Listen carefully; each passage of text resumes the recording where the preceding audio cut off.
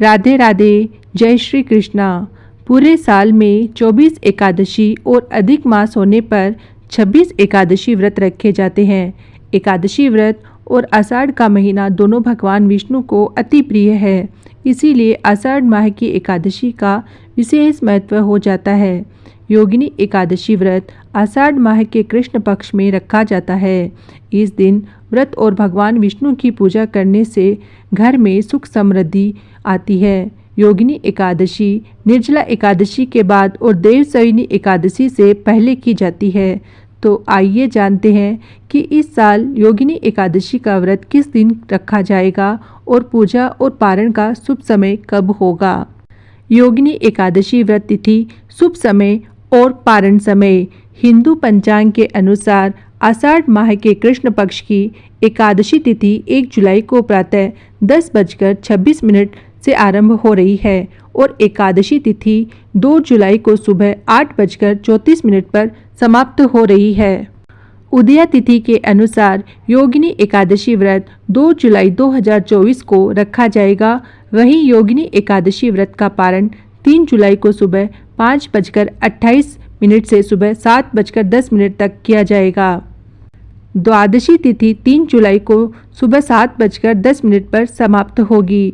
2 शुभ योग में रखा जाएगा योगिनी एकादशी व्रत। योगिनी एकादशी का व्रत 2 शुभ योग में पड़ रहा है। योगिनी एकादशी के दिन त्रिपुष्कर योग और स्वार्थ सिद्धि योग का निर्माण हो रहा है। स्वार्थ सिद्धि योग 2 जुलाई को प्रातः 5:27 से अगले दिन 3 जुलाई को सुबह 4:40 तक रहेगा। वहीं त्रिपुष्कर योग 2 जुलाई को सुबह 8:42 से 3 जुलाई को 4:40 तक मान्य है।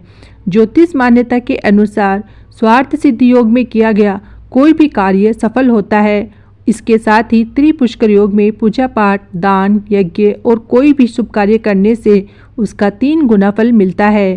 त्रिपुष्कर योग में योगिनी एकादशी व्रत की पूजा करना बेहद फलदायी होता है।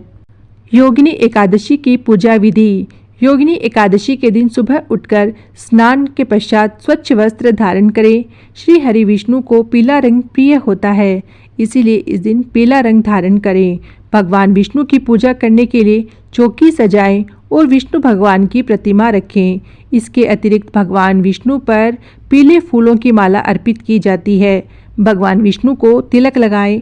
पूजा सामग्री में तुलसी दल, मिठाई और फूल आदि सम्मिलित किए जाते हैं। इस दिन योगिनी एकादशी की कथा सुनें और अगले दिन व्रत का पारण करें।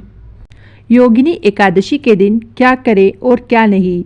योगिनी एकादशी के दिन तुलसी दल नहीं तोड़ना चाहिए, क्योंकि इस तिथि पर देवी तुलसी भगवान विष्णु के लिए उपवास रखती है।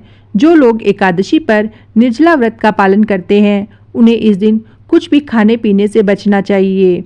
इस तिथि पर साबुन का उपयोग करने से बचना चाहिए। भले ही आप व्रत कर रहे हो या नहीं, लेकिन आपको एकादशी के दिन चावल का सेवन गलती से भी नहीं करना चाहिए। एकादशी के मौके पर भगवान विष्णु के भोग में तुलसी दल जरूर डालना चाहिए। एकादशी के दिन किसी के बारे में बुरा बोलने से बचना चाहिए। साथ ही अपना मन शांत रखना चाहिए। इस दिन तामसिक चीज़ें जैसे मांस, मदिरा, लहसुन, प्याज आदि का सेवन नहीं करना चाहिए। इस दिन सात्विक भोजन ही ग्रहण करना चाहिए। इस दिन बड़ों का अपमान नहीं करना चाहिए। एकादशी तिथि पर ज़्यादा से ज़्यादा पूजा पाठ में शामिल होना चाहिए।